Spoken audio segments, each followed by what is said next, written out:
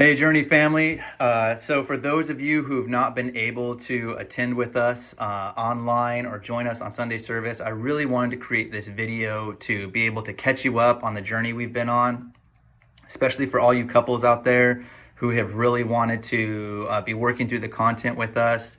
We have been looking at God's design for marriage in Genesis chapters 2, 3, and 4. And so some key highlights I really want to focus on that we've been going through is one, we've been looking at how God designed marriage for two free, healthy adults to come together for a common cause. That's really important to focus on. When you look at how God created Adam, he created him to make the garden out of whatever he would choose to make it out of. He gave him total freedom to make those decisions. And he created Adam before Eve because I believe he wanted to foster a relationship with Adam. He wanted Adam to see God as his provider and to see God as his source of life and happiness. He wanted Adam to be healthy so that when he made Eve, he wasn't making Eve dependent for his happiness. He wasn't making Eve dependent as his provider. He wanted him to see God as all of those things. And so I think what often gets confused is when Adam sees Eve, he says, this is woman. Let these two become one flesh. And I think we often misinterpret and see the two becoming one as two people who were once independent and free becoming now one person. And the translation of one flesh is actually becoming one family, one kin. And so what he's saying is this person who was a part of this family, a part of this flesh, is now going to come together with this woman, and they are going to become their own family, their own flesh, and the kids they make will now be a part of their flesh. It's not actually translated as these two people lose their identity. They lose their freedom. They become one person. They're actually just one person with that. They're two people who are coming together for one common cause, and that's to create a family, that's to create life, that's to make something of the garden.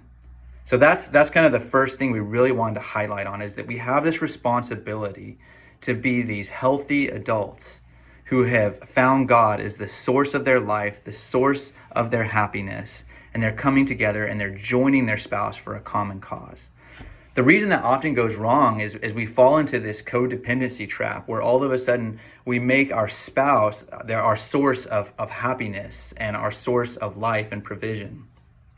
We see this in the fall of man, where when God comes to Adam and he says, "What's happened? Why did you eat of the fruit I told you not to?" We see that Adam, the Bible doesn't say that Adam was tempted to eat the fruit. It doesn't say he saw it as desirable. It doesn't say that he was deceived. He actually puts the blame on Eve and says, "Well, God, you gave me this woman. So what could I do? Tell her no?"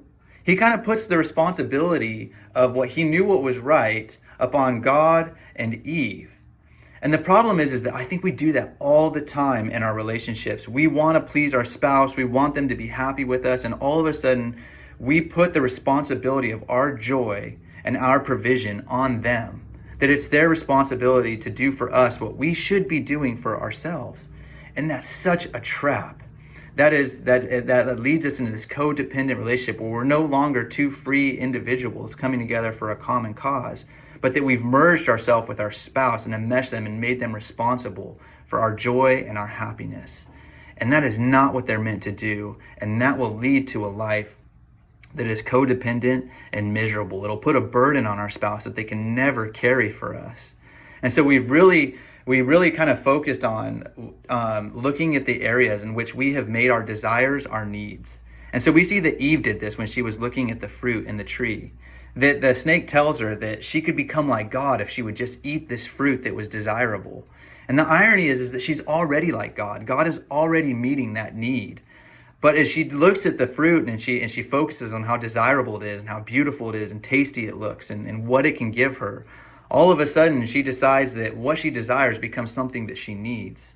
And so we challenged you in your relationships to look at the desires you have with your spouse. You know, the desires for them to take out the garbage or mow the lawn or to have sex with you or whatever it is, the things that you long for from your spouse. Have you decided that those are needs and not desires?